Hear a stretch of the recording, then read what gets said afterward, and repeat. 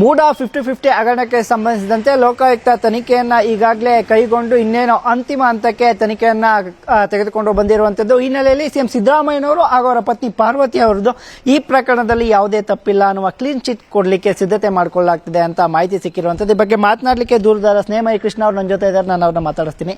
Sir, ಈಗಾಗಲೇ ಲೋಕಾಯುಕ್ತದಲ್ಲಿ ನಂಬಿಕೆ ಇಲ್ಲ ಅಂತ ನೀವು ಹೇಳ್ತಿದ್ರಿ. ಅಧಿಕಾರಿಗಳ ತಪ್ಪು ಎದ್ದು ಕಾಣಿಸ್ತಾ ಇದೆ. ಸಿದ್ದರಾಮಯ್ಯನವ್ರದ್ದಾಗ್ಲಿ ಅಥವಾ ಪಾರ್ವತಿ ಅವರದಾಗ್ಲಿ ಈ ಪ್ರಕರಣದಲ್ಲಿ ತಪ್ಪಿಲ್ಲ ಅನ್ನುವಂತ ನಿಟ್ಟಿನಲ್ಲಿ ಮಾಹಿತಿಗಳು ಹೊರಬರ್ತಾ ಇದೆ. ಸರ್, ಅದೇ ನನಗೆ ಯಾವುದೇ ರೀತಿ ಅಧಿಕೃತ ಮಾಹಿತಿ ಲಭ್ಯ ಆಗಿಲ್ಲ. ಸೊ ಮಾಧ್ಯಮ ಮೂಲಕ ತಿಳಿದು ಬಂದಿರೋದಂದ್ರೆ ಸಿದ್ದರಾಮಯ್ಯ ಮತ್ತು ಶ್ರೀಮತಿ ಪಾರ್ವತಿ ಯಾವುದೇ ರೀತಿ ಅಪರಾಧ ಕೃತ್ಯ ಎಸಗಿಲ್ಲ.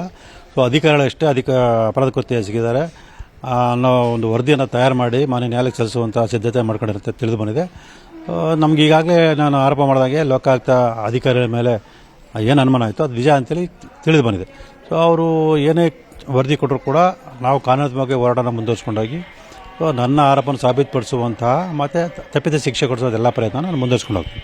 ಸರ್, ಈಗ ಅಧಿಕಾರಿಗಳದ್ದು ತಪ್ಪು ಅಂತಾದ್ರೆ ಈಗಾಗಲೇ ಕ್ರಮ ತೆಗೆದುಕೊಂಡಿಲ್ಲ ಸರ್. ಈಗ ದಿನೇಶ್ ಕುಮಾರ್ ಇರ್ಬೋದು, ನಟೇಶ್ ಕುಮಾರ್ ಇರ್ಬೋದು, ಅವ್ರ ವಿರುದ್ಧ ಕಠಿಣ ಕ್ರಮಕ್ಕೆ ಸರ್ಕಾರ ಮುಂದಾಗ್ತಾ ಇಲ್ಲ ಸರ್. ಅದನ್ನೇ ಸರ್, ಈಗ ಲೋಕಾಯುಕ್ತರು ಹಲವಾರು ತಿಂಗಳಿಂದ ತನಿಖೆಯನ್ನು ಮಾಡಿಸಿದ್ದಾರೆ. ತನಿಖೆಯಲ್ಲಿ ಕಂಡುಬಂದಂಥ ಅಂಶಗಳನ್ನು ಆಧರಿಸಿ ಅಧಿಕಾರಿಗಳ ಕ್ರಮ ತಳೆದಕ್ಕೆ ಅವರು ಸರ್ಕಾರಕ್ಕೆ ಯಾವುದೇ ಒಂದು ವರದಿಯನ್ನು ಸಲ್ಲಿಸಿರುವಂಥ ನನಗೆ ಇದುವರೆಗೂ ಮಾಹಿತಿ ಬಂದಿಲ್ಲ. ಅದ್ರ ಜೊತೆಗೆ ಅಧಿಕಾರಿಗಳು ಬೇರೆ ಯಾವುದೇ ಒಂದು ಜಮೀನಿನ ವಿಚಾರದಲ್ಲಾಗಲಿ ಅಥವಾ ನಿವೇಶನ ವಿಚಾರದಲ್ಲಿ ಈ ರೀತಿ ನಡ್ಕೊಳ್ಳದೆ.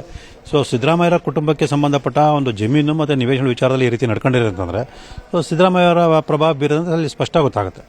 ಹಾಗಾಗಿ ಅವರು ಒಂದು ಸಾಕ್ಷ್ಯಗಳನ್ನು ಸರಿಯಾಗಿ ವಿಶ್ಲೇಷಣೆ ನಡೆಸಿದೆ, ಸತ್ಯಾಂಶದ ಕೂಡಿದ ವರದಿಯನ್ನು ಸಲ್ಲಿಸಿದೆ.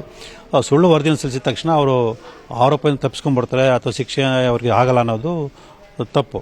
ಸೊ ಅವ್ರು ಏನು ದಾಖಲೆಗಳು ಕೊಡ್ತಾರೆ ಆ ದಾಖಲೆ ಜೊತೆ ನಮ್ಮ ಏನು ದಾಖಲಾತಿಗಳಿದೆ ಆ ಎಲ್ಲ ಒಂದು ಸಾಕ್ಷ್ಯದ ಆಧಾರದಲ್ಲಿ ನಮ್ಮ ಆರೋಪನ ಸಾಬೀತುಪಡಿಸಿ ಸೊ ತಪ್ಪಿತ ಶಿಕ್ಷೆ ಕೊಡಿಸುವಂಥ ನನ್ನ ಕಾನೂನು ಎಲ್ಲ ಅವಕಾಶ ಇದ್ದೇ ಇದೆ.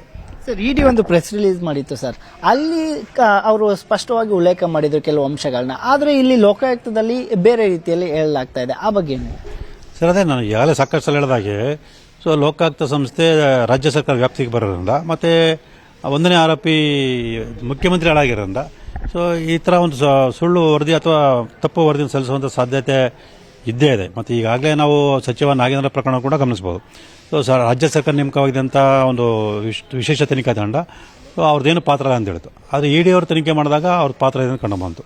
ಹಾಗಾಗಿ ಈ ಒಂದು ಕಾರಣದಿಂದನೇ ಈ ಪ್ರಕರಣ ಲೋಕಾಯುಕ್ತ ಸಂಸ್ಥೆ ತನಿಖೆ ನಡೆಸೋದು ಬೇಡ, ಸೊ ಸಿಬಿಐ ಕೊಡಬೇಕು ಅಂತ ನಮ್ಮ ಮಾನ್ಯ ನ್ಯಾಯಾಲಯಕ್ಕೆ ಮನವಿ ಮಾಡಿಕೊಂಡಿರುವಂಥದ್ದು. ಸರ್, ಮುಂದೆ ನಿಮ್ಮ ಹೋರಾಟ ಹೇಗಿರುತ್ತೆ ಅಂತ? ಸರ್, ಈಗ ಏನು ಕಾನೂನುಬದ್ಧವಾಗಿ ಹೋರಾಟ ಮಾಡ್ಕೊಂಡು ಹೋಗ್ತಾ ಇದ್ದೀನಿ ಅದೇ ರೀತಿ ಮುಂದುವರ್ಸ್ಕೊಂಡು ಹೋಗ್ತೀನಿ. ಸೊ ಯಾವುದೇ ಕಾರಣಕ್ಕೂ ಈ ಒಂದು ಲೋಕಾಯುಕ್ತ ವರದಿ ಸಲ್ಲಿಸಿದರೆ ಅದಕ್ಕೆ ವಿಚಲಿತನಾಗುವಂಥ ಅಥವಾ ಹೋರಾಟದ ಹಿಂದೆ ಸರಿಯುವಂಥ ಯಾವುದೇ ಪ್ರಶ್ನೆ ಉದ್ಭವ ಆಗಲ್ಲ. ಸೊ ನನ್ನ ಹೋರಾಟ ಇನ್ನೂ ಮುಂದುವರ್ಸ್ಕೊಂಡು ಹೋಗ್ತೀನಿ. ಈ ಪ್ರಕರಣಕ್ಕೆ ಒಂದು ತಾರ್ಕಿಕ ಅಂತ್ಯ ಕಾಣಿಸೋವರೆಗೂ ನಾನು ಈ ಒಂದು ಹೋರಾಟವನ್ನು ನಿಲ್ಲಿಸೋದಿಲ್ಲ. ಇದಿಷ್ಟು ದೂರುದಾರ ಸ್ನೇಹಮಯಿ ಕೃಷ್ಣ ಅವರ ಮಾತುಗಳು. ಯಾವುದೇ ರೀತಿಯಲ್ಲಿ ರಿಪೋರ್ಟ್ ಹಾಕಿದ್ರು ಕೂಡ ನನ್ನ ಹೋರಾಟ ನಿಲ್ಲೋದಿಲ್ಲ, ನಾನು ಈ ಪ್ರಕರಣವನ್ನು ತಾರ್ಕಿಕ ಅಂತ್ಯಕ್ಕೆ ಕೊಂಡೊಯ್ತೇನೆ ಅನ್ನುವಂಥದ್ದು. ಕ್ಯಾಮರಾ ಪರ್ಸನ್ ರಾಹುಲ್ ಜೊತೆ ಆನಂದ್ KS, ನ್ಯೂಸ್ 18 ಮೈಸೂರು. ಕನ್ನಡಿಗರ ಮೆಚ್ಚಿನ ನಿಮ್ಮ ನ್ಯೂಸ್ 18 ಕನ್ನಡ ಈಗ ವಾಟ್ಸ್ಆಪ್ನಲ್ಲಿಯೂ ಲಭ್ಯ. ಕರ್ನಾಟಕ ಮತ್ತು ದೇಶ ವಿದೇಶದ 360 ಡಿಗ್ರಿ ಸುದ್ದಿ ವಿವರವನ್ನ ನೀವು ನಿಮ್ಮ ಕೈ ಬೆರಳುಗಳಲ್ಲಿಯೇ ಪಡೆಯೋದಿಕ್ಕೆ ಈ QR ಕೋಡ್ ಅನ್ನ ಸ್ಕ್ಯಾನ್ ಮಾಡಿ. ನಮ್ಮ ಚಾನೆಲ್ ಅನ್ನ ಫಾಲೋ ಮಾಡಿ, ನೋಟಿಫಿಕೇಶನ್ ಆನ್ ಮಾಡಿ.